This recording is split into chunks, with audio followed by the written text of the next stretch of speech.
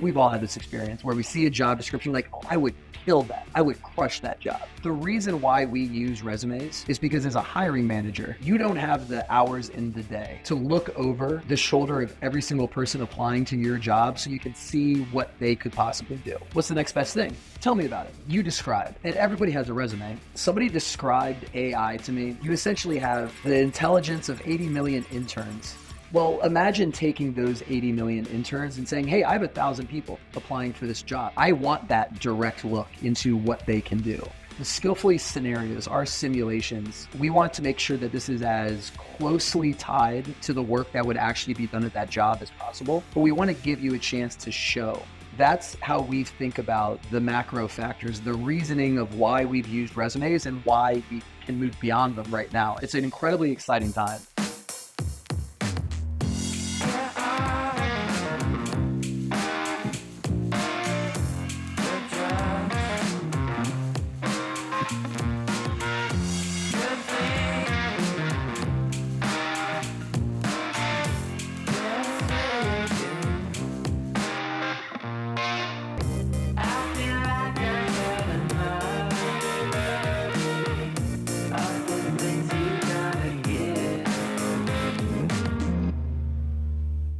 Brett, thanks for joining me on Tech Scenes Unplugged.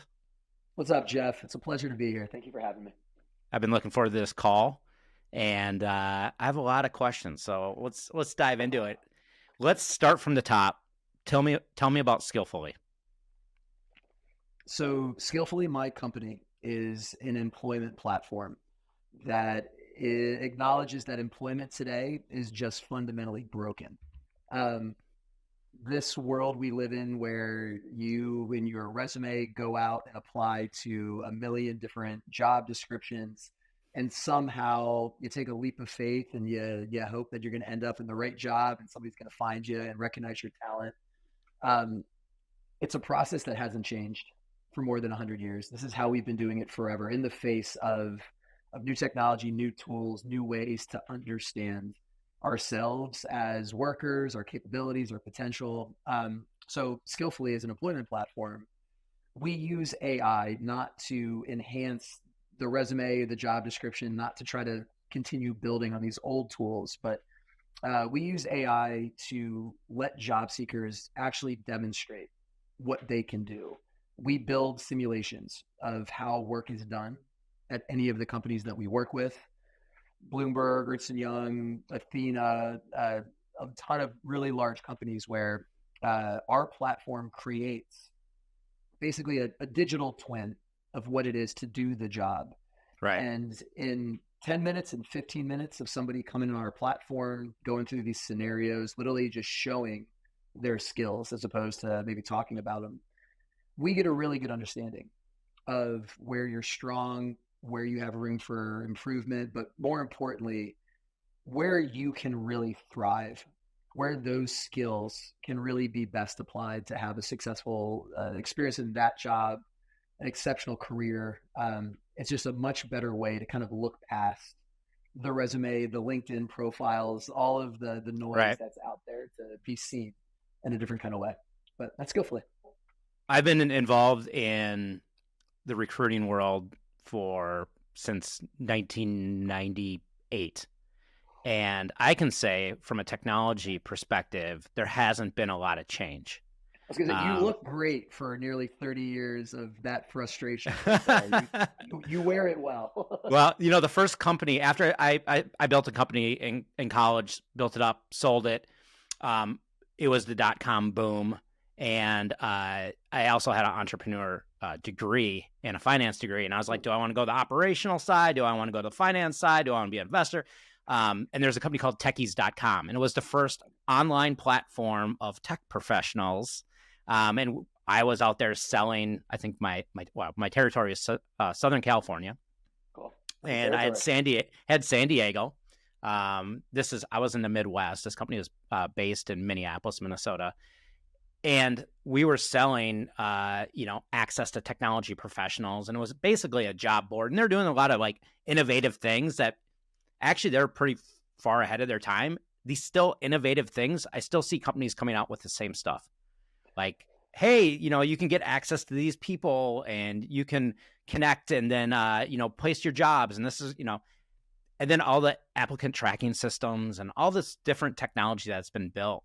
The one main thing, and I've had built and sold a couple recruiting businesses. One was more project-based consulting. One was more direct placement. The one thing I'll tell you, for me, that's always been the biggest problem, via conversation, we have to confirm the fact that they actually can do the job. Yeah, via conversation. Exactly. So Exactly right. you and I are interviewing right now, Right. and it's a wonderful interview, and I like you. And you know what? I think you can do the job because I like you. Right. Or the interviewer is talking the entire time, and they're not even asking the people the right questions. Or you get to 3 interviews, 20 interviews, right? Wasting a bunch of time, and then you'll do, hey, give me some references, Right. and you're going to get 3 of their favorite people that are going to talk good about them. It's some bulletproof analysis that we're talking about here. Yeah, right. Sure. And that's always been, like, I think, a big hole, a big gap in this industry is, like, how can you confirm the person actually knows how to do the work and that they'd be good at the work? And then also, like, could we compare them to the other people? Like, I see a future where we could compare, we have these 30 people that are great at the job and compare them. So, but there's always been a gap on, can they actually do the job? This gets really interesting when we think about like the history of this business that you and I have been in for the last 30 and less for me, but still what we're so grounded in. The resume has been around for 500 years. I think the first one, Leonardo da Vinci, 1500s, like describing, this is what I did before. This is why I think I'm going to be really good in your court, King. Like, it's exactly the same. He basically was creating a LinkedIn page in 1500s. Well, I thought you were just making that example up. That's actually a real thing. Oh no, I'll send you it's documented. There's photo. It's incredible. It's an amazing story. Leave it up to Leonardo da Vinci. I mean, listen, if it's good enough for Leonardo, it's not that bad. Yeah, exactly. But the problem is that for 500 years, the reason why we use resumes is because as a hiring manager, you don't have the hours in the day to look over the shoulder of every single person applying to your job so you can see what they could possibly do. So in the absence of that ability, in the absence of being able to directly observe somebody doing work, okay, what's the next best thing? Well, tell me about it. Tell me, like you describe. And everybody has a resume. Everybody has this description. So it's an easy thing to default back to. If you can't see somebody, if you don't have that experience, if you don't know that person, okay, then let's settle for your description. And so enter the next 500 years where the resume has been the assumed starting point. Somebody described AI to me in a really wonderful way of the first version of ChatGPT was like, you essentially have the intelligence of 80 million interns in your pocket. They're not really smart. They're not PhD students. They can't go off and they can't build you the car or the building or what you need, but it's a basic level of kind of starting intelligence, but you have an infinite amount of it at your disposal. Well, imagine taking those 80 million interns and saying, hey, I have 1,000 people applying for this job. I want that direct look into what they can do. That's the world that we're building. When the Skillfully scenarios, our simulations, we're eliciting behavior. We want to make sure that this is as closely tied to the work that would actually be done at that job as possible. But we want to give you a chance to show like that you can do the job. How many jobs have you applied to? And like, we've all had this experience where we see a job description, like, oh, I would kill that. I would crush that job. And then you write a cover letter and you try to get your resume just right. And you never hear back. And like, well, if they could just see me, if they could have just saw what I could do for that job. Right. Having those 80 million interns in your back pocket, being able to rent that intelligence to be able to see that at that scale, that's the transition point that we're at. And things will never go back. We're in the early innings of this, but that's how we think about the macro factors, the reasoning of why we've used resumes and why we can move beyond them right now. And it's an incredibly exciting time to be building in this space because, to your point, it just hasn't changed in 500 years, much less 50. Right. And there's actually, I can even see scenarios where the job description's wrong. Right. Yeah, exactly right. It happens all the time. We'll talk to a hiring manager where we'll start from the job description. We'll say, oh, well, from this, we see that you're looking for these 5 skills or this kind of work. And they'll cut us off mid-sentence. They'll be like, oh, no, sorry.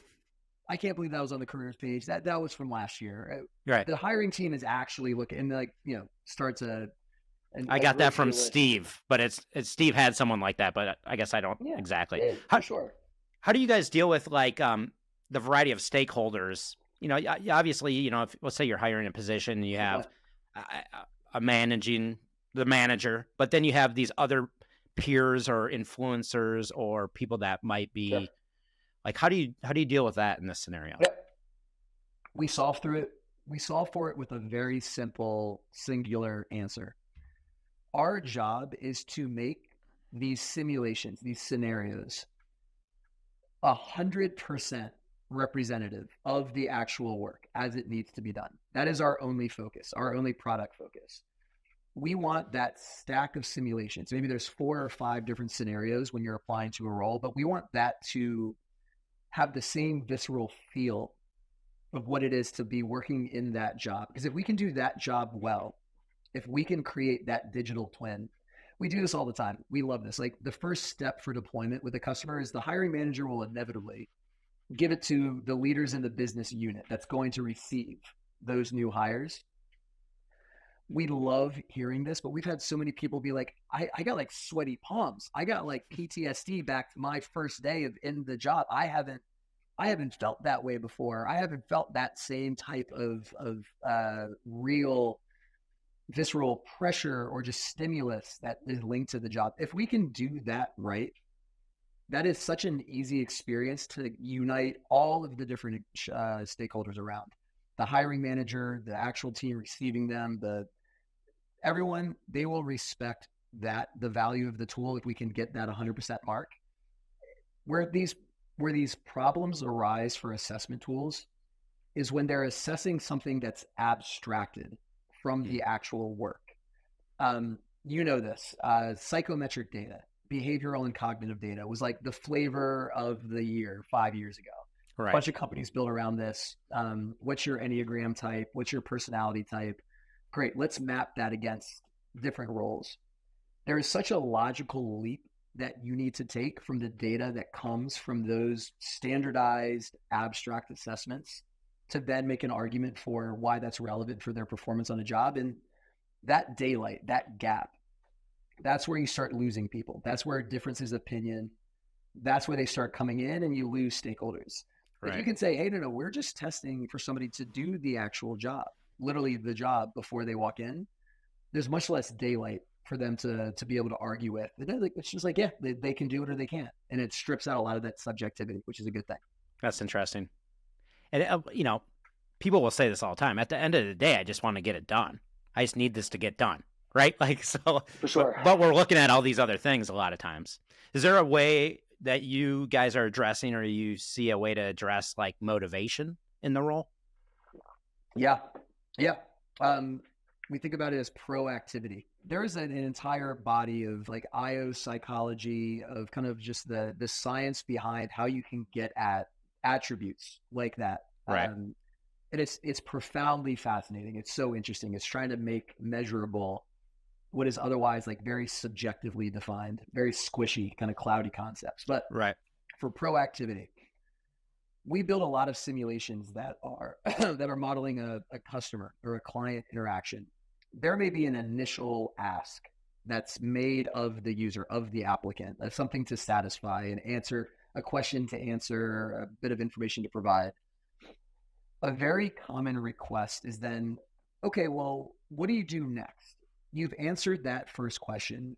Well, the conversation is still open. The scenario is still running. Like, where do you go from there? And what we start kind of coaching people towards, we'll nudge them towards this in the simulations, is to say, well, okay, you just answered that question. Well, what do you think are the next 3 questions that this person is going to need? Or assuming that this is true, what is the next objective for your business in working with this customer's company? Like, let's start thinking a couple of steps ahead, and then let's document that. Let's actually have that come out in the deliverable or in the chat or in the interaction that you're really engaging with in that simulation. But like we can do this for any of these attributes, and this could be this could be a Joe Rogan 3-hour style Lex Friedman podcast. We go into all of these, but the real work for us creating these is translating. Like everybody wants somebody with strong leadership or strong motivation, but what does that mean in practice? Translating that into from skills or attributes to tasks to observable units of work. Yep. That's the necessary step that sometimes gets lost because, to your point, it's hard. Like it's extra work. We do that for our customers, for our employers, but it's a very critical part of our relationship there. Okay. Interesting. Yeah, there's so much in this space that I feel you guys have captured that nobody has captured yet. And it really has to do with like the right timing, right? Because like, right. Not until that we have this technology to actually do this for us could we actually ever do it. Absolutely correct. And as humans, our frame of reference is entirely informed by backward looking, by our experience, by like what has happened, what has come before. Right. It's incredibly exciting. It's exhilarating to build a company in the employment space in this like era of AI. Like this is a stepwise function. Like taking the hype out of that, we are moving into a new chapter of how work is done. But the frame of reference for a customer is very, very hard. Like, it's very difficult. It's not accessible usually. Folks aren't thinking about this coming into a conversation with us. Right. And so it becomes a very consultative sale. It becomes very much, you become a thought partner before you become a vendor, because these things make sense intrinsically. Like when you and I are talking about this, like we can remember when we didn't feel seen when we applied to a job, or we can think back to a really bad hire that we made at some point. Like we have that visceral experience, but you got to peel that onion back a layer to right. get to that kind of the shared experience of why that happened. And that's when we start getting into like the interesting parts of what are new today, what this new technology allows. Yeah, it brings up a really interesting thought on my side is, what was your beachhead into the market? I mean, what from early stage product, and what made you decide what you were going to build first and who you were going to go after? What did that look like, and how did you make those decisions? Yeah, this is a fun story.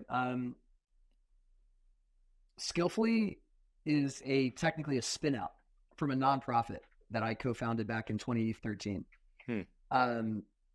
The nonprofit's called Portfolios with Purpose. It's still around today, but it's an education. It's a workforce development organization.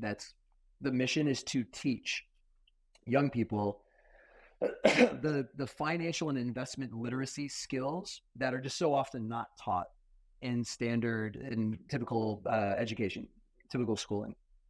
And we were obviously targeting communities that were coming from backgrounds where like high quality education was just not universally accessible, and these gaps were always there. So we created a nonprofit that was using simulations to teach these skills, real life simulations about managing a budget, investing a portfolio, making investment decisions, and kind of normalizing them and giving them like this visceral experience of making those decisions so that they can make them again when they get into the real world. They have that tool set.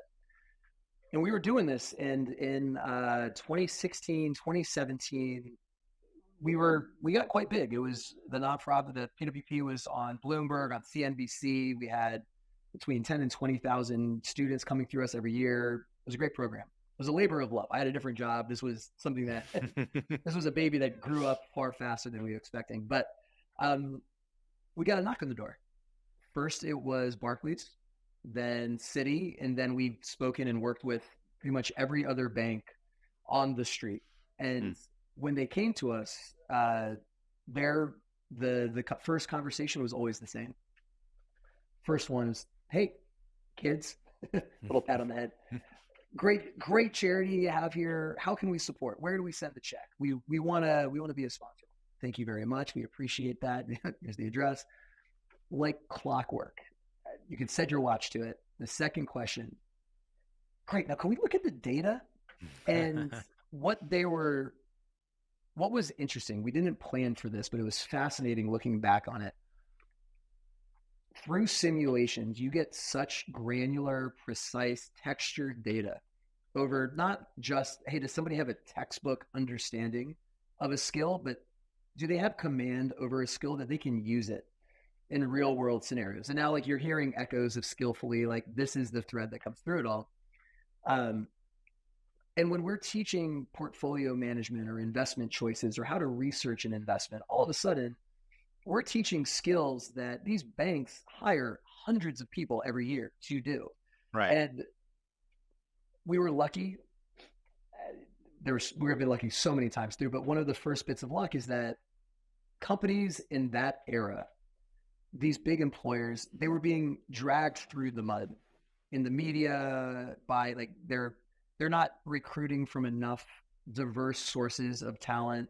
They're going back to the Ivy League pluses. That's all that they're doing. Right. And, like, partly true that a lot of these companies were doing really good work and were kind of getting besmirched, but there was an appetite to figure out, well, what are some alternative sources of talent? And we had this really interesting data set. So we got into that work, and we got to the point where we were connecting dozens and then hundreds of students every year who otherwise would have never passed the ATS resume filter, never would have gotten an interview. We're connecting them to Barclays, to Citi, to others. And all of a sudden, these students who wouldn't have gotten the time of day, they get the first interview. They do really well. They get the super day. They get the job. Wait, a year in, they are absolutely lighting the place on fire. And the employer's coming back saying, hey, we need more of these. Our budget at the time was low six figures. And Citi came to us and said, hey, can you guys, like, up these numbers a little bit? You know, we have we're gonna hire thousands of people a year, and like the couple dozen we get from you guys is great, but you know, what can we do? I accidentally laughed in that meeting. Like, I knew how thinly how strung out we already were. Said, no, I'm so sorry, we can't. But what we can do is what we did. We can take this same insight and spin out a for-profit tech company designed for venture funding, designed to scale. And then that is the road that we've been down ever since, acknowledging that this data is inherently valuable to employers, that they don't get it elsewhere. Right. There is a very real opportunity, a pocket of opportunity to lean into that. So that's how it got started. So the banks came to you, and then once you spun this out and then scaled it up, like, what were some of your thinking around, like, what needed to be built first, and how did you come to that? You've heard that advice: do the unscalable thing first. Like, Yeah, well, I mean, you had, of course, right? That's in the. We had a hard time getting past the unscalable thing, figuring out what that was going to be. We really took that advice.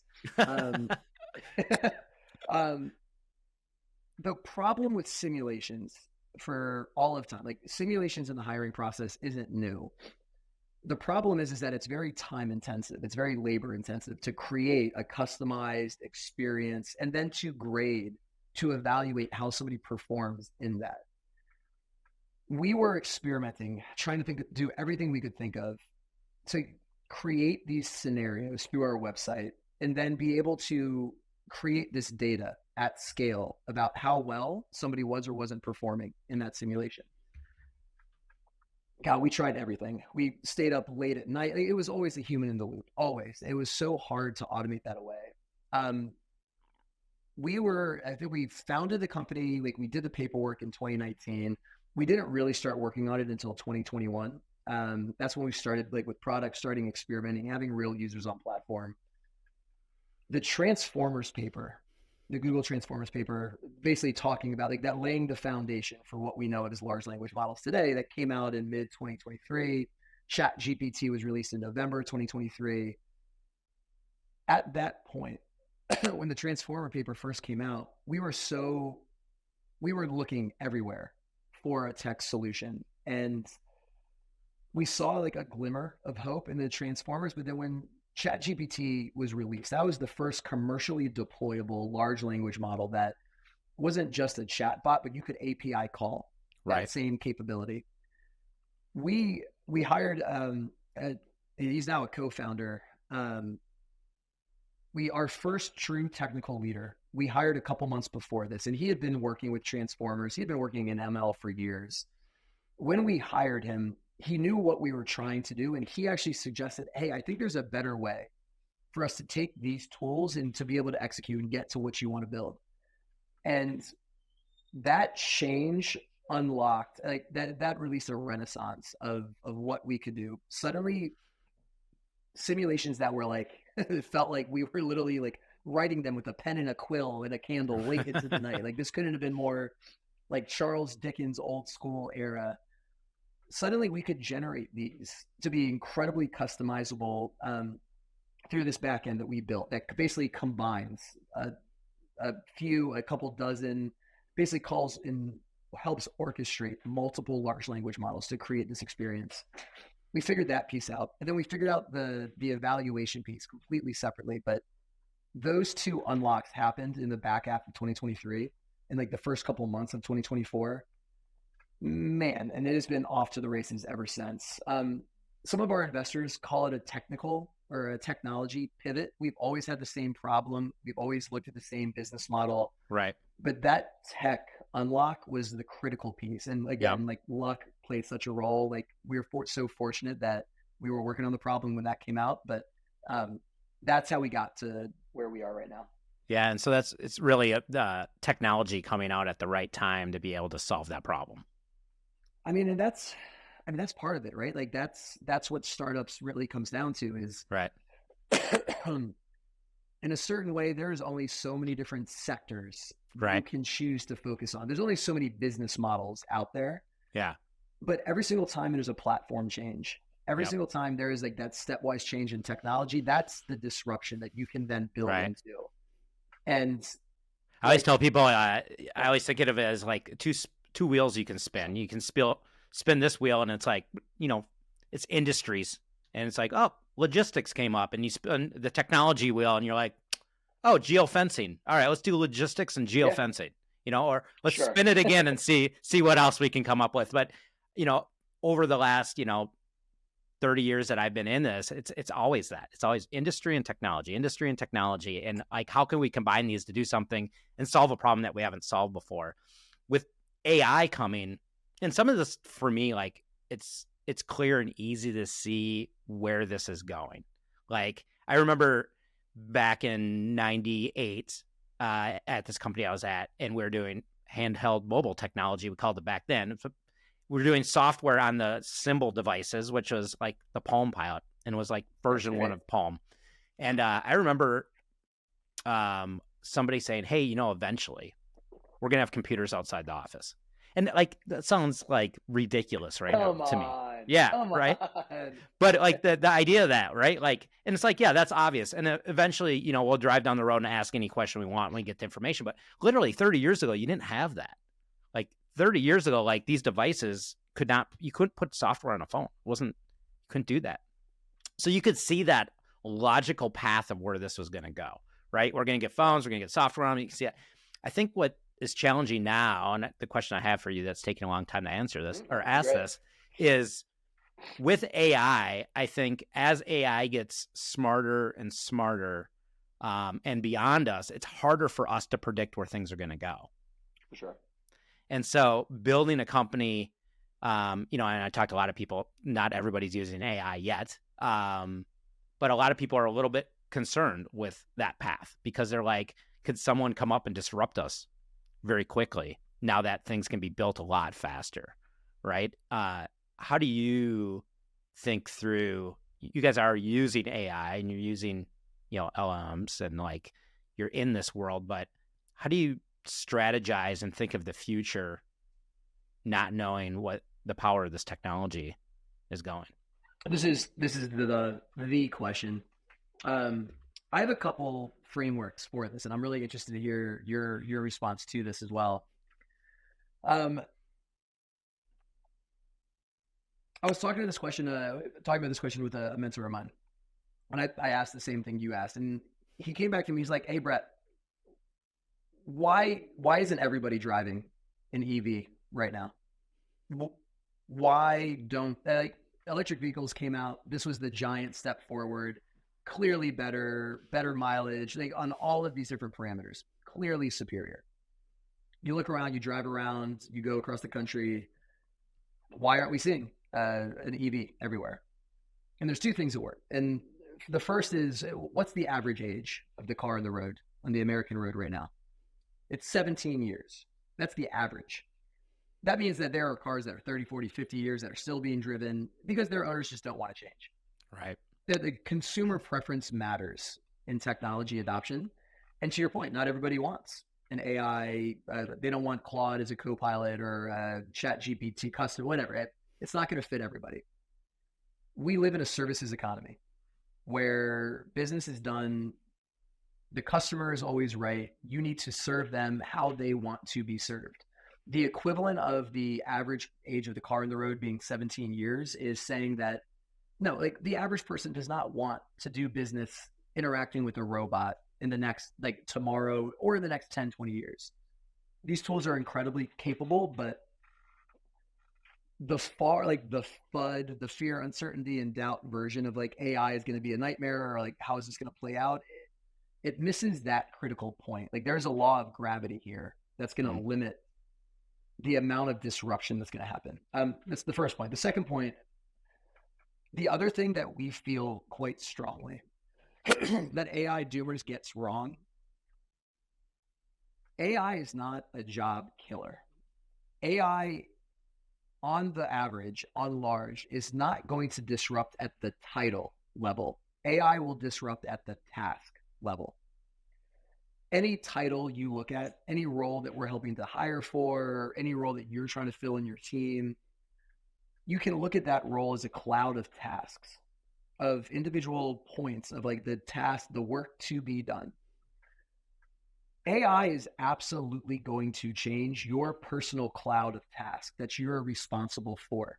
It's going to take 20% of those tasks, the content creation, the data distillation, the form filling, and the stuff that really you kind of hated anyway. That's going to be gone. That's going to be done over this way. Right. The disruption is going to be, what does the adjustment from that look like? When we think about this, like we think a lot about the biggest casualty of this AI era is going to be the org chart. The org chart's another great, like this goes back to like the origin of railroads. It's quite literally like the first org chart was just drawn as like converging railroads cascading down. Like again, like so archaic, and somehow we've just forgotten to throw this away. But that's what companies use to assign work. They say that, okay, here's the org chart. Here's my product org. I have this product. I need this PRD done. We're going to assign this out. And like, that's how work flows in an organization. That org chart is so rigid, is so inflexible. It's slow. It's not a good enough foundation for this new world of work that we're going to be in, where we're going to have task substitution constantly. We're going to have this reshuffling of tasks perpetually coming on, and you need to be more nimble for it. That's going to be the question. And that's much more mundane. That's not existential. That's not AI is going to take your dinner off of your table and not let you feed your kids. It's going to be a change that we're all going to deal with, but it's going to be a change that we are going to be able to manage through. Right. So there's always nuance in these kind of things, and we're not through that initial hyped up FUD cycle yet. We're getting there, but we still see a lot of that. Yeah, I think it's interesting. It will change how we work. No doubt. It may not change what we do for work. Yeah. And like, listen, then like the snarky comeback to that is like, AI is not going to take your job, but somebody who knows how to use AI better than you do will. Yeah. Like, okay, now we're just talking about competition, and like that's just good old fashioned meritocratic. Can you do your job better than the next person? And like, okay, we live in a capitalist society, and we've kind of accepted those rules. Yeah. An AI overlord is outside of what we've accepted, but like good-natured competition, we should all be okay with that. I think that's really where we are, as opposed to the more dramatic interpretations. Yeah. Well, you guys, you've definitely developed a product. People are buying it. You guys are scaling rapidly. For you right now at the stage that you're at, looking back, what was one of the biggest challenges that you guys have had? Just this week or all the way back? Right.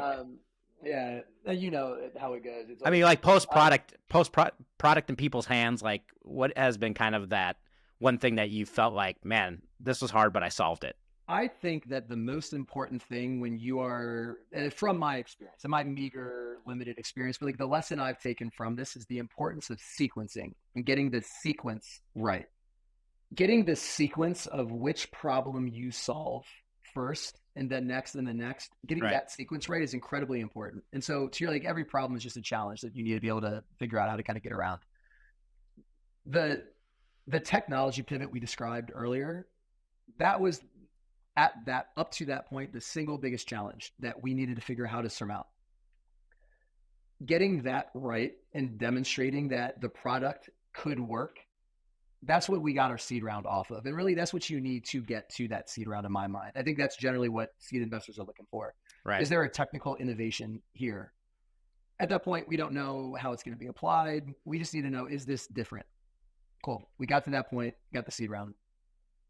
That money that we raised, given that we've de-risked the technical side of the business, is now to say, okay, what's the business model that technical innovation is going to be wrapped in to be able to, for Skillfully to be a real company. Like I say this to our team, I say this to investors, like we're not a real company yet.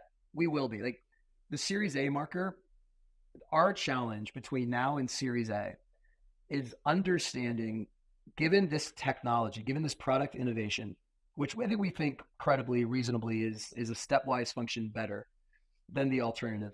Okay, well, how do we get it in people's hands? That commercial motion, the go-to-market motions there, Right. that is a huge, I mean, that's a single challenge, but there are a million questions wrapped up within that. And that's really what we're laser focused on now. we have great early customers, we have great deployments, and we're always thinking about, okay, where those are successful, how can we pattern match to get that same process started with turning 10 customers into 100? How do we take one really successful use case and then go to the 25 closest peers and go and run exactly the same playbook? That's the challenge that we're most focused on right now. Yeah. That's great. And I think that aligns with kind of my philosophy, working with companies over the years is that, I mean, when you're building a company that's doing something that's never been done before, there's no blueprint, right? And so really what you're doing at all stages and in all functions is quickly trying to experiment to figure out what works and what Exactly. doesn't work. And that Exactly could right. be in sales, that can be in marketing, that could be in product. It's in every aspect of the business. I think it's so important. And I think people kind of forget that and think like, oh, I just started a business. Like from day one, if you're a single founder, you're out there like trying to figure out how to hire employees, how to like talk about this, how to raise capital. And you don't typically know any of that. Like it's going out there and doing the work and figuring it out. And I think where it gets tricky is once you get above, 20, 25 people, and now you're trying to do this in an approach where it's a team of teams, right? Yeah. Like how do we create, I think it was Elon Musk called it the machine that builds the machine, right? How do we Sure. create the machine that builds the machine? Every single person, from Musk, to Jobs, all those people, what they did good and what they were great at that a lot of people kind of miss is just the art of scaling, I think. Sure. Yeah. When you can put a Yeah. lot of people together and organize them in a way that they can like run a billion different experiments at the same time and figure out what works and then come back and communicate that and then build on that and then do it again and build on that. I think that's the piece that a lot of people miss when you think about like, what's my job as a CEO, right? Like, my job is to Totally like agree with you. scale. Like that is like period. That is my job is to scale this company. Listen, let me shout out your book real quickly because I think you nailed this. I'm a huge fan of peak teams, but the one element of that book that resonated the most, excuse me, is the focus on alignment and what you can do to align the machine that will build the machine. There's a couple things that you just said there that we have learned that painfully over time to be the most important piece of this, but aligning the team around the notion that you are going to be running a series of experiments as you tackle these challenges. Like the human impulse, when you get into an uncomfortable situation, into a problem, you get backed into a corner.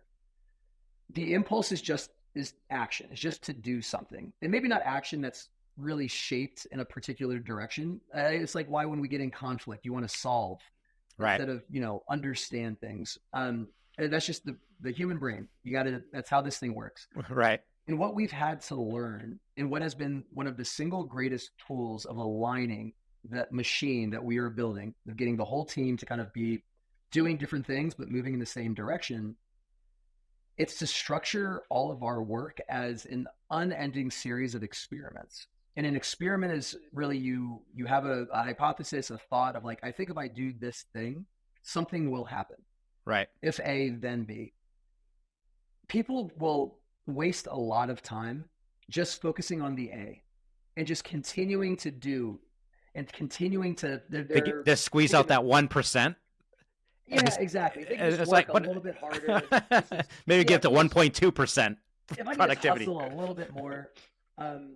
But what's so important in what you're saying is the A, then the B, like measuring what that action actually does and accepting that you're going to get it wrong 9 times before the 10th, you're going to get it right. And understanding, okay, if my goal is I got to break $1 million ARR, or I got to bring in these next 10 logos, well, how am I going to do it? I'm going to do it by investing in a partner referral program or building an SDR team. Okay, great. Wonderful. That's the start of an experiment, but how are you going to measure it? What is the accountability that you're laying on top of this? And structuring everything you do as that sequence of experiments, but then having that be visible to the rest of the team. What that does, what that alignment produces, is the highest possible probability of a successful experiment, of you being able to either get to the objective you wanted or getting the correct learning, which is an art. Right. Right. There's incorrect learning, but you can get the correct learning out of that experience so that you can then run the next experiment that much more intelligently. I think it's so. My job more than anything these days is managing alignment. And you talk a lot about symbiosis and communication. Those are all of the tactics. Those are all of the tools to get that. But that alignment, I think, is the most important thing. Yeah. Well, I appreciate it. Thank you. No, thank you for putting that in the world. That was a very helpful book. That was great. Yeah, one of the things, it's funny, you talked about like the how, and I always kind of feel like, you can use OKRs to really define the what and how you actually do that. And I think OKRs are a beautiful thing if you know how to use them correctly. And I think, thanks for writing the book, Measure What Matters. It doesn't really explain how to use them. And a lot of people struggle with that. But just using OKRs in the right format, you can really define what you need to do and actually how are we going to do this? And people always say write it down, but once you write that down, you can really define what worked and didn't. I just came out of a session last week with a team I've been working with for a couple of years. I've been scaling rapidly. One of the leaders said, kind of looking at the last quarter, said, we failed on our OKRs. We completely failed. And I let the team go around and discuss this for a while. Yeah. And then someone, and I was thinking this the whole time and I was waiting to say it, but I'm glad someone else said it and I didn't have to say it. They said, we didn't fail at our OKRs. The fact that we did OKRs and we failed was the biggest lesson of all, right? Like just because we didn't succeed these things that we tried doesn't mean that we failed. Like if we would have not tried that or not wrote that down and saw the result of that, that would have been failure. And the OKRs that they built this next quarter for the next 90 days were a reflection of what they learned. And they're even more confident than they ever have been about like succeeding this next 90 days. But if they didn't have that cadence of like, let's just chill out for a second and really see where we're at, let's talk about it. And then like set the next course where we, in alignment from that 90 to that 1 year to that 3 year, they wouldn't make that progress because they wouldn't have that time to communicate what worked and what didn't. Or, what drives me crazy is teams that just go around and give updates all the time. If you're going around giving updates in your weekly meeting, just reading the news. Yeah. Then that means you have no plan, right? Yeah. You have no plan. If we're just giving updates, you have like a general plan. So, no, I appreciate you reading the book and shouting it out. I think it's dangerous that like measure what matters is thank you, John Doerr. Thank you for the gift of like we use OKRs. We love them. It's an important part of our of our quarterly management cadence. Right. But to your point, you can get lulled into a false sense of satisfaction. Oh, I'm doing OKRs. I'm tracking it. Cool. Like I'll wait for the next update. To your point, when like potentially people can just heads down, read their update, move on to the next one. Um, what I find really helpful and what I'm really grateful for with my team is that my team, with each person kind of owning their function, we will check in at the beginning of the month. We'll check in at the beginning of the week. This is our weekly meeting schedule. It's for them to come back to me and say, hey, like, what is your goal? Like, what's the objective you're working towards? What's the most important? Like, what are your top 3 priorities for the week? Okay, Right. what are you doing? Like, let's talk about what I'm backing into is what is the experiment you're running? And I have a note taker running. I have kind of my whole system for basically holding both of us accountable next meeting to what's being said in that meeting to learn from it and to adjust. And I think again, it's just how you establish that alignment is so important, and it's not enough. Just be proud of yourself for having an OKR system, and then okay, Right. on to the next thing, because that just it dramatically expands your chance of failure if you're not having a shorter cadence of learning, of experimenting, so you can kind of find whatever that right path forward is. I have one last question for you to ask. It's one of the most important questions you'll ever be asked in your life. But before that, since I've been hitting you with a lot of questions, I like to let the guest ask me one question. Yeah, I have had one in the back of my brain. Okay, hit it. Let's hear it. I think that the most interesting dynamic right now is the rate of change that we're seeing. And you called it out yourself earlier perfectly. Like I'm working on mobile. This is the big thing. This is going to be the next 100 year. Okay, cool. Well, that mobile is then from like that to cloud to like, good gracious, these cycles keep coming. They keep coming faster. We share experience working in an industry that is not known to be the most leading edge, not the earliest adopter of new technologies. I'm so interested for your perspective. Like, what do you think are the salient points that a founder should keep in mind? Like with that, just like that overlap, that we are living in a world of unprecedented rate of change, that we're moving faster than ever. Right. But in order for a company to be successful, you need to be the bridge that allows your customers to kind of catch up to that rate of change. Like it's a wonderful, exciting thing because we have more tools at our disposal to build with. It makes our life easier and there's more opportunity there. But at the same time, it makes it more difficult on the customer side to like bring them along with you. How do you think about like what are the things that me and my team or any other founder listening, like how do you square that circle? How do you think about what's the advice you would give to a founder? Say, hey, you live at exciting times, but you need to know A, B, and C to deal with that. I think it comes down to cadence. I really think it comes down to cadence. As things are moving faster, we need to have a faster cadence. Okay. So, you know, I talk about the annual session, the quarterly sessions, and your weekly sessions, right? Like the amount of information that we're being able to receive right now that we need to communicate to our team to absorb and then to make plans or to solve problems, right? Like that needs to speed up as everything else is speeding up. I mean, I think back to when, you know, business was all done via like the telephone, right? Or that we'd all have to travel together to actually even talk about something, right? The speed of business was really slow back then, right? And then as we got the fax machine, and then as we got email, and we got these other technologies, we can communicate a lot faster, and the teams can kind of sync a lot faster. But I really think it comes back to cadence.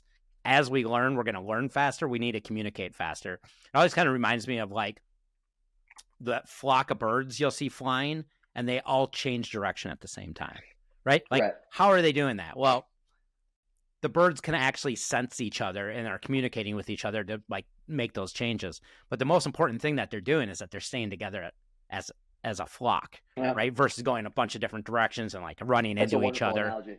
Right? And so I think as a CEO, our job is to make sure that we have that machine that builds the machine, right? That operating system that's gathering information, sharing information on a cadence. We're constantly learning, and the CEOs doing this to empower their team to actually act and always move forward. So I think, to me, it's having a cadence and maybe even speeding up that cadence.